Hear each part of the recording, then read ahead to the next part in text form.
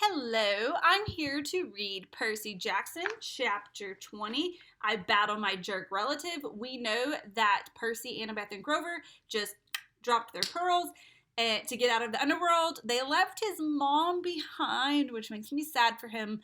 And then they are going to find the god that tricked them. So, let's see how this goes. Chapter 20, I battle my jerk relative. A Coast Guard boat picked us up. But they were too busy to keep us for long, or to wonder how 3 kids in street clothes had gotten out into the middle of the bay. There was a disaster to mop up. Their radios were jammed with distress calls. They dropped us off at the Santa Monica Pier with towels around our shoulders and water bottles that said, "I'm a junior Coast Guard," and sped off to save more people. Our clothes were sopping wet, even mine. When the Coast Guard boat had appeared, I'd silently prayed they wouldn't pick me out of the water and find me perfectly dry, which might have raised some eyebrows. So I'd willed myself to get soaked. Sure enough, my usual waterproof magic had abandoned me. I was also barefoot because I'd given my shoes to Grover. Better the Coast Guard wonder why one of us was barefoot than wonder why one of us had hooves. After reaching dry land, we stumbled down the beach, watching the city burn against a beautiful sunrise. I felt as if I'd just come back from the dead, which I had. My backpack was heavy with Zeus's master bolt. My heart was even heavier from seeing my mother. "I don't believe it," Annabeth said. "We went all that way." "It was a trick," I said. "A strategy worthy of Athena." "Hey," she warned. "You get it, don't you?" She dropped her eyes, her anger fading. "Yeah, I get it." "Well, I don't," Grover complained. "Would somebody—" "Percy," Annabeth said. "I'm sorry about your mother. I'm so sorry." I pretended not to hear her. If I talked about my mother, I was going to start crying like a little kid. The prophecy was right," I said. "You shall go west and face the god who has turned." But it wasn't Hades. Hades didn't want her among the big 3. Someone else pulled off the theft. Someone stole Zeus's master bolt and Hades' helm and framed me because I'm Poseidon's kid. Poseidon will get blamed by both sides. By sundown today, there will be a 3-way war, and I will have caused it. Grover shook his head, mystified. "But who would be that sneaky? Who would want war that bad?" I stopped in my tracks, looking down the beach. Gee, let me think. There he was, waiting for us in his black leather duster and his sunglasses, an aluminum baseball bat propped on his shoulder. His motorcycle rumbled beside him, his headlight turning the sand red. "Hey, kid," Ares said, seeming genuinely pleased to see me. "You're supposed to die." "You tricked me," I said. "You stole the helm and the master bolt." Ares grinned. "Oh, well now, I didn't steal them personally. Gods taking each other's symbols of power, that's a big no-no. But you're not the only hero in the world who can run errands." "Who did you use? Clarice? She wasn't there at the winter solstice." The idea seemed to amuse him. "Doesn't matter. The point is, kid, you're impeding the war effort. See, you've got to die in the underworld. Then old Seaweed will be mad at Hades for killing you. Corpse Breath will have Zeus's master bolt, so Zeus will be mad at him, and Hades is still looking for this." From his pocket, he took out a ski cap, the kind bank robbers wear, and placed it between the handlebars of his bike. Immediately, the cap transformed into an elaborate bronze war helmet. "The Helm of Darkness," Grover gasped. "Exactly. Now, where was I? Oh, yeah. Hades will be mad at both Zeus and Poseidon because he doesn't know who took this. Pretty soon, we got a nice little 3-way slugfest going." "But they're your family," Annabeth protested. Ares shrugged. "Best kind of war. Always the bloodiest. Nothing like watching your relatives fight, I always say." "You gave me the backpack in Denver. The master bolt was in there the whole time?" "Yes and no. It's probably too complicated for your little mortal brain to follow, but the backpack is the master bolt's sheath. Just morphed a bit. The bolt is connected to it, sort of like the sword you got, kid. It always returns to your pocket, right?" I wasn't sure how Ares knew about that, but I guess a god of war had to make his business to know about weapons. "Anyway, I tinkered with the magic a bit, so the bolt would only return to the sheath once you reach the underworld. You get close to Hades, bingo, you got mail. If you died along the way, no loss. I still had the weapon." "But why not keep the master bolt for yourself? Why send it to Hades?" Ares got a twitch in his jaw. For a moment, it was almost as if he were listening to another voice, deep inside his head. "Why didn't I? Yeah, with that kind of firepower." He held the trance for 1 second, 2 seconds. I exchanged nervous looks with Annabeth. Ares' face cleared. I didn't want the trouble. Better to have you caught red-handed holding the thing. You're lying, I said. Sending the bolt to the underworld wasn't your idea, was it? Of course it was! Smoke drifted up from his sunglasses as if they were about to catch fire. You didn't order the theft. Someone else sent a hero to steal the 2 items. Then, when Zeus sent you to hunt him down, you caught the thief, but you didn't turn him over to Zeus. Something convinced you to let him go. You kept the items until another hero could come along and complete the delivery. That thing in the pit is ordering you around. I am the god of war. I take orders from no one. I don't have dreams. I hesitated. Who said anything about dreams?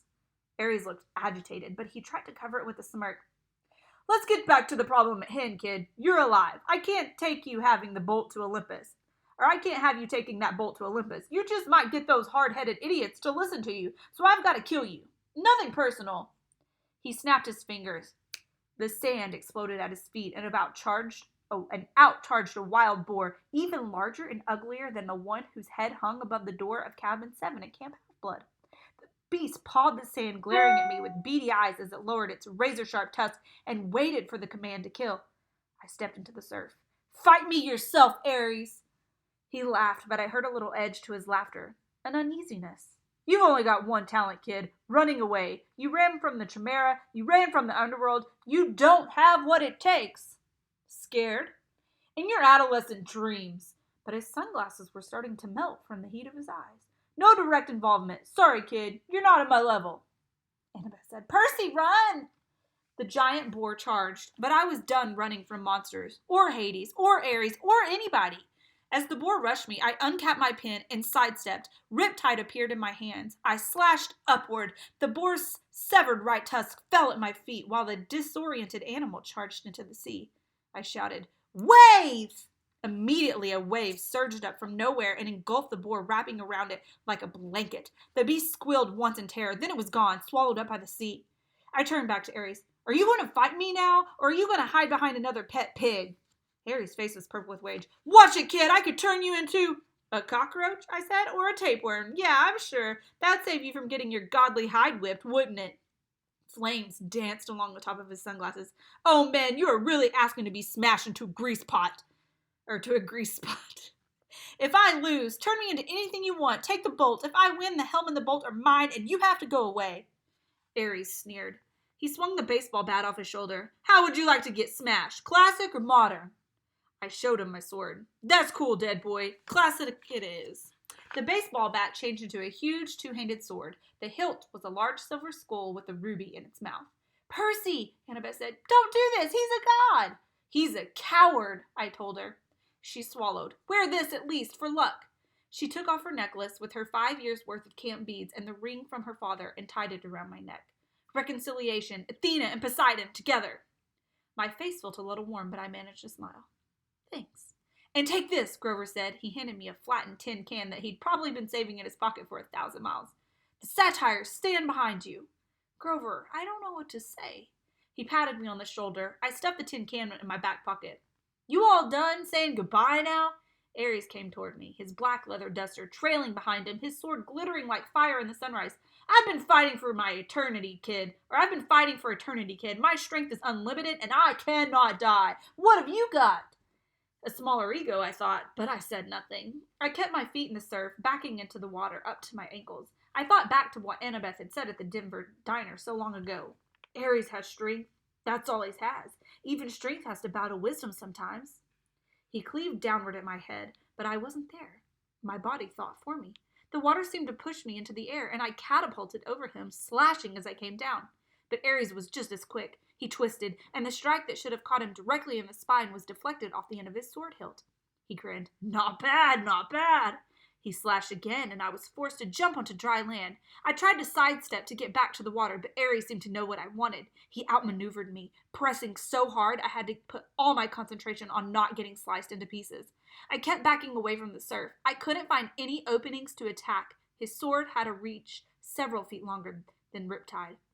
Get in close, Luca told me once back in our sword class. When you've got the shorter blade, get in close. I stepped inside with the thrust, But Ares was waiting for me. He knocked my blade out of my hands and kicked me in the chest. I went airborne 20, maybe 30 feet. I would have broken my back if I hadn't crashed into the soft sand of a dune.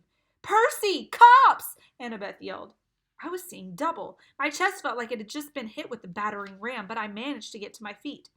I couldn't look away from Ares for fear he'd slice me in half, but out of the corner of my eye, I saw red lights flashing on the shoreline boulevard. Car doors were slamming. There, officer, see? Somebody yelled, a gruff cop voice. Looks like that kid on TV. What the heck? That guy's armed, another cop said. Call for backup. I rolled to one side as Ares' blade smashed the sand. I ran for my sword, scooped it up, and launched a swipe at Ares' face, only to find my blade deflected again. Ares seemed to know exactly what I was going to do the moment before I did it. I stepped back toward the surf, forcing him to follow. Admit it, kid, you got no hope. I'm just toying with you. My senses were working overtime. I now understood what Annabeth had said about ADHD keeping you alive in battle. I was wide awake, noticing every little detail. I could see where Ares was tensing. I could tell which way he would strike. At the same time, I was aware of Annabeth and Grover 30 feet to my left. I saw a second cop car pulling up, siren wailing. Spectators, people had been wandering the streets because of the earthquake, were starting to gather. Among the crowd, I thought I saw a few who were walking with strange, trotting gait of disguised satires. There were shimmering forms of spirits, too, as if the dead had risen from Hades to watch the battle. I heard the flap of leathery wings circling somewhere above. More sirens. I stepped farther into the water, but Ares was fast. The tip of his blade ripped my sleeve and grazed my forearm. A police voice on a megaphone said, "Drop the guns! Set them on the ground! Now!" Guns? I looked at Ares' weapons, and it seemed to be flickering. Sometimes it looked like a shotgun, sometimes a two-handed sword. I didn't know what the humans were seeing in my hands, but I was pretty sure it wouldn't make them like me.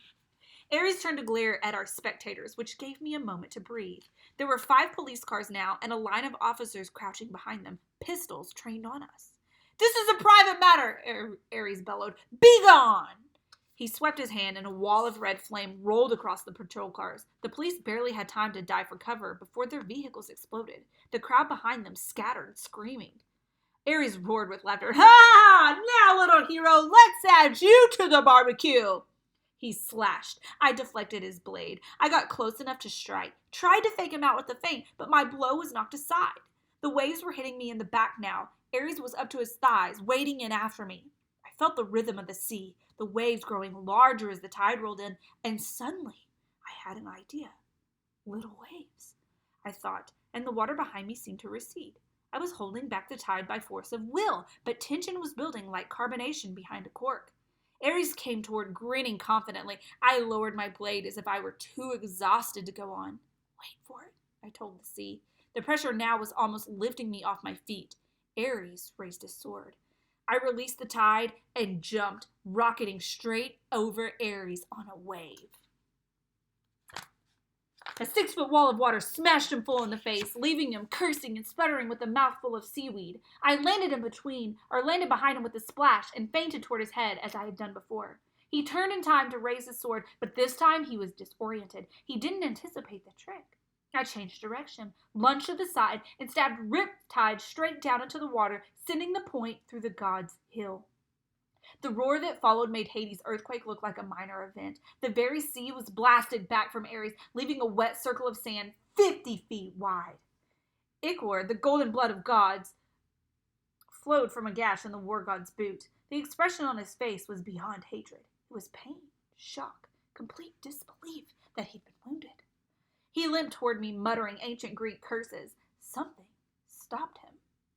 It was as if a cloud covered the sun, but worse. Light faded, sound and color drained away. A cold, heavy presence passed over the beach, slowing time, dropping the temperature to freezing, and making me feel like life was hopeless. Fighting was useless. The darkness lifted. Ares looked stunned. Police cars were burning behind us. The crowd of spectators had fled. Annabeth and Grover stood on the beach in shock, watching the water flood back around Ares' feet, his glowing golden ichor dissipating in the tides. Ares lowered his sword. "You have made an enemy, godling. You have sealed your fate. Every time you raise your blade in battle, every time you hope for success, you will feel my curse. Beware, Perseus Jackson, beware!" His body began to glow. "Percy, don't watch!" Annabeth shouted. I turned away as the god Ares revealed his true immortal form. I somehow knew that if I looked, I would disintegrate into ashes. The light died. I looked back, and Ares was gone. The tide rolled out to reveal Hades' bronze helm of darkness. I picked it up and walked toward my friends. But before I got there, I heard the flapping of leathery wings. 3 evil-looking grandmothers with lace hats and fiery whips drifted down from the sky and landed in front of me. The middle fury, the one who had been Mrs. Dodds, stepped forward. Her fangs were bared, but for once she didn't look threatening. She looked more disappointed, as if she'd been planning to have me for supper, but had decided that I might give her indigestion. We saw the whole thing. So it truly is. So it truly was not you. I tossed her the helmet, which she caught in surprise. Return that to Lord Hades. Tell him the truth. Tell him to call off the war. She hesitated, then ran a forked tongue over her green leathery lips. Live well, Percy Jackson. Become a true hero, because if you do not, if you ever come into my clutches again. She cackled, savoring the idea. Then she and her sisters rose on their bat wings, fluttered into the smoke-filled sky, and disappeared. I joined Grover and Annabeth, who were staring at me in amazement. Percy, that was so incredibly terrifying, said Annabeth. Cool, Grover corrected. I didn't feel terrified. I certainly didn't feel cool. I was tired and sore and completely drained of energy. Did you guys feel that, whatever it was? I asked. They both nodded uneasily. Must have been the Furies overhead, Grover said. But I wasn't so sure. Something had stopped Ares from killing me, and whatever could do that was a lot stronger than the Furies. I looked at Annabeth, and an understanding passed between us. I knew now what was in that pit, what had spoken from the interests of Tartarus. I reclaimed my backpack from Grover and looked inside. The Master Bolt was still there. Such a small thing to almost cause World War III. We have to get back to New York, I said. By tonight. That's impossible, Annabeth said, unless we fly, I agreed. She stared at me. Fly, like in an airplane, which you were warned never to do, lest Zeus strike you out of the sky, and carrying a weapon that has more destructive power than a nuclear bomb? Yeah, I said, pretty much exactly like that. Come on. And that's the end of chapter 20. I like chapter 20 when they when Percy fights Ares, and now they have to fly to get to New York. So, predictions for that. Remember, we were told Percy's not supposed to fly. So, what do you think is in Tartarus that is controlling Ares? And how do you think it's going to work out? Are they going to be able to fly back to New York? Is it going to be safe? They have the Master Bolt. How's this going to work? I like Mrs. Dodds in the end when she was like, ha ha ha, I get to let you go, but also don't cross me again. So, yeah, a lot to unpack right there. So I hope you guys enjoyed chapter 20. I'm going to go ahead and read chapter 21 and post that tonight as well. And then I will see you on Friday with chapter 22.